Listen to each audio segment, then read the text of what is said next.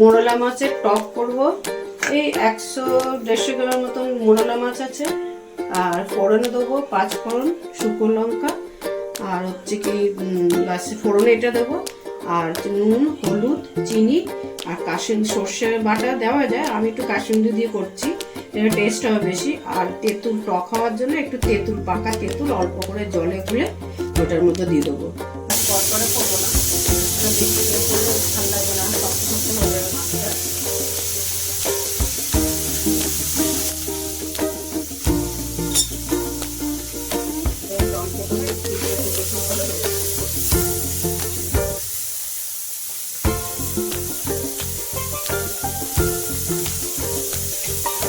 আর একটু তেল দিচ্ছি, তেলটা কম হয়েছে মাছটা, তেল দিলাম 1 চামচের একটু কম।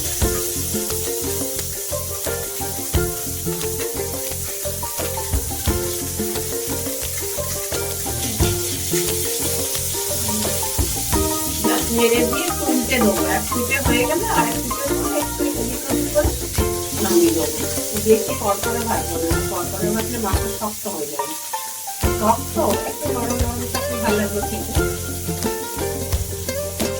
আস্তে আস্তে করে নাড়াবেন, তারপর ভেবে যাবে, কারণ মাছ তো ছোটো মাছ, আস্তে আস্তে করে কুচি তুলে একটু একটু করে দিচ্ছি।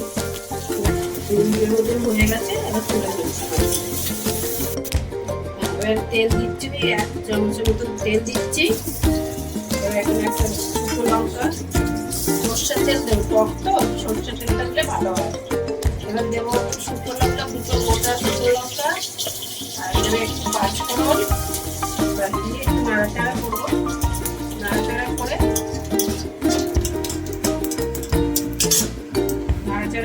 এবার একটু দিচ্ছি নুন, 1 মতন নুন, দেখে নেবেন। একটু দিচ্ছি হলুদ, দিয়ে একটু নেড়ে নিয়ে একটু দিচ্ছি চিনি। বেশি মিষ্টি হবে না, একটু টক টক হবে।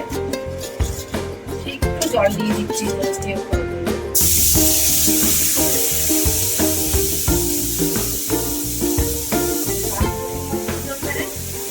দিয়ে কাঁচুরিটা দিয়ে দিচ্ছি। জল দিতে দিতে হবে, কাঁচুরি ডাইরেক্ট দেওয়া যাবে না, একটু জল দিয়ে তুলে দিচ্ছি। দিলে পারেন একটু সর্ষে বাটাও দিতে পারেন, তো আমি কাঁচুরি দিচ্ছি।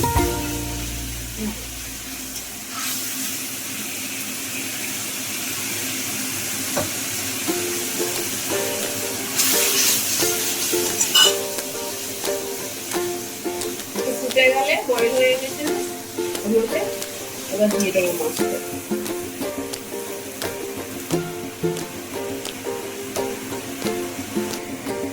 এই মাছটা ফুটে গেছে, মাছটা ঢেলে দিলাম, দিয়ে এই 2-3 মিনিট একটু ফুটিয়ে নেবো, দিয়ে তারপরে নামিয়ে নেবো। চেক দেখবেন ঠিক আছে নাকি।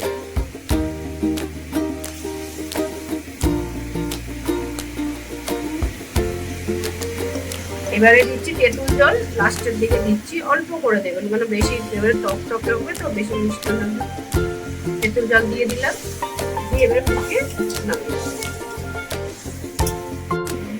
কালারটা কি সুন্দর এসছে দেখুন, তেঁতুলটা দিতে একটা সুন্দর একটা গন্ধ ছাড়ছে, টক টক একটা তেঁতুলের যে একটা গন্ধ আছে, সেই গন্ধটা ছাড়ছে, খুব সুন্দর। এটা করে খাবেন, এটা খুব ভালো লাগে।